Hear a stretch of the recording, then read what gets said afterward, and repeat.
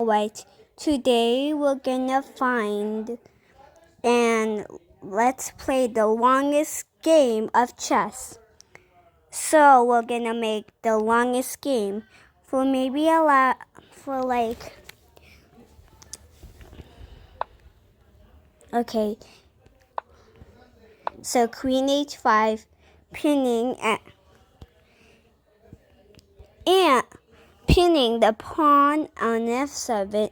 And well, black always says there's no pawn. There was no files or wings, and also putting on the checkmate threat. But when the king moves to e7, then white can win, and we don't want that to happen. So we have to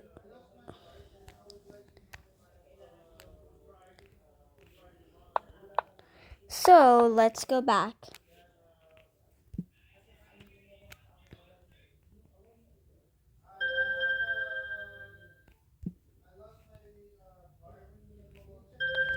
Alright, so let's say we move the pawn to the square, and then you move your bishop out, and then creating a full move checkmate threat. And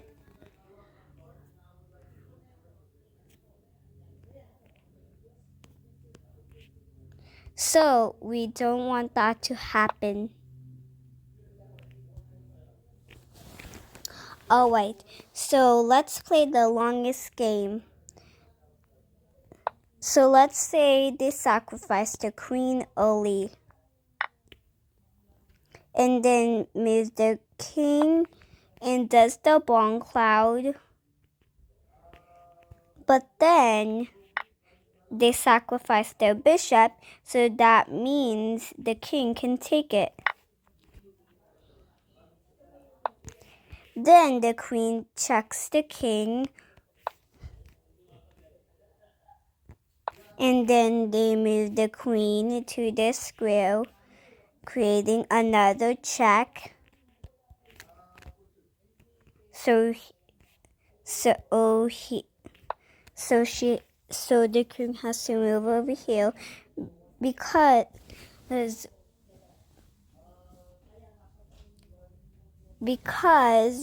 when the queen checks diagonally to the square,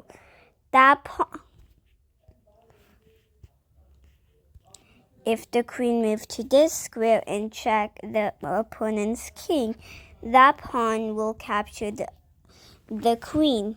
So let's go back. Let's say they capture this pawn. Then they try to kick this queen out of here.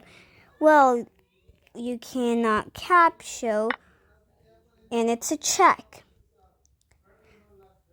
So they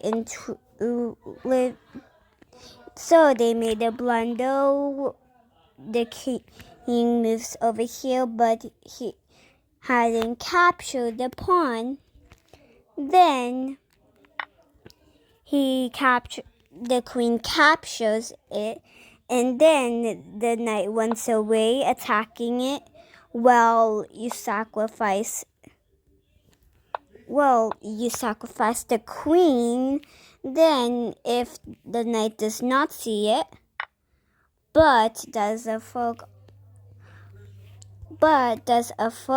on your king, bishop, and pawn, or maybe this pawn right here, it's an ultimate fork.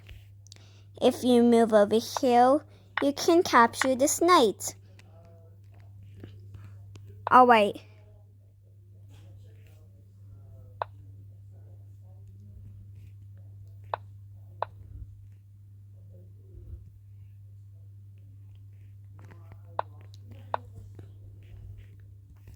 So the king cannot castle, but it can manually castle.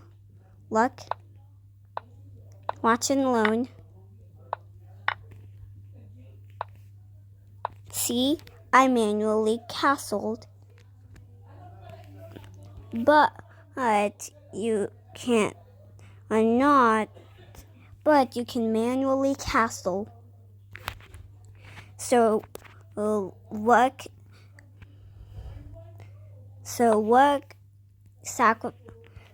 this rook will sacrifice the rook, and then they capture the bishop.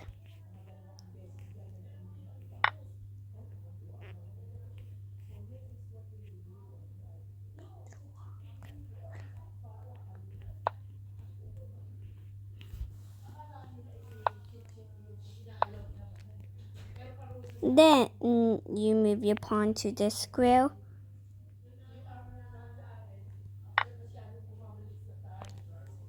They move their pawn to the square, then they capture it. Then you can finally promote to a queen, which may be a blunder. Well, sometimes it can be a blunder because it will be a check. Oh, it's not. It will be a check, and also sometimes create a fork, but do you see any forks here? No, right? So the bishop. So the king can capture this pawn because the game lets the king do that.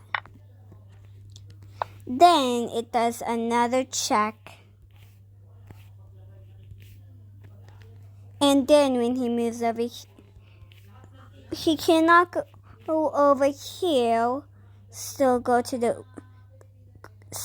He cannot go over here or here. He cannot move to these 3 squares because when he moves to this square down, the rooks can still see it. When he moves to this square, he was checked on, still gonna be eaten, but moving on the right side, it would be also another check. So the only legal move is to move to these squares.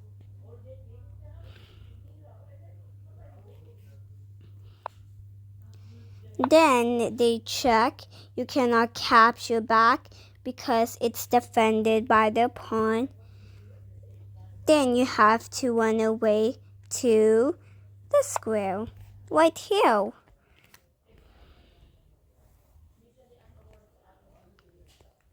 Then it's white's turn.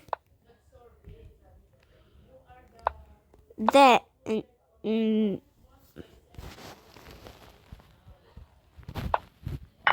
check.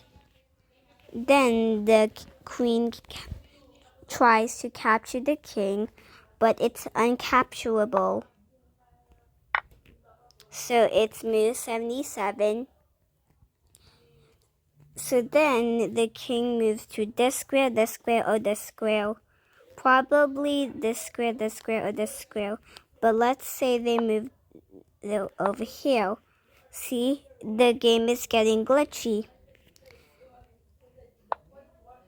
Now you can capture the queen, but you can give a queen a chance. But when it's a knight an Amazon, it will be a checkmate. Well, it will not be a checkmate if it's too close. So let's say they capture this pawn. They retake with their queen, and then it only has a pawn left. Then the black king gets checked because of that queen. Then they go over here. They intuitively try to block it, and then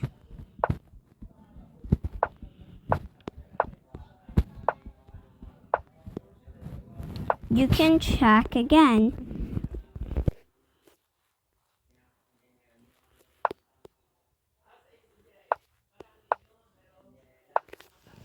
It would be a check again.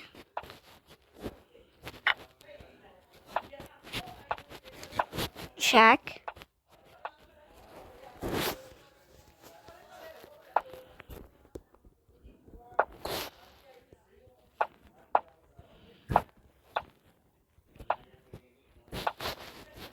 Okay. So the king cannot move to any of these squares because if he moves diagonally to these squares, the king or the queen might take him. If he moves to one of these squares, it's blocked by the king and the queen.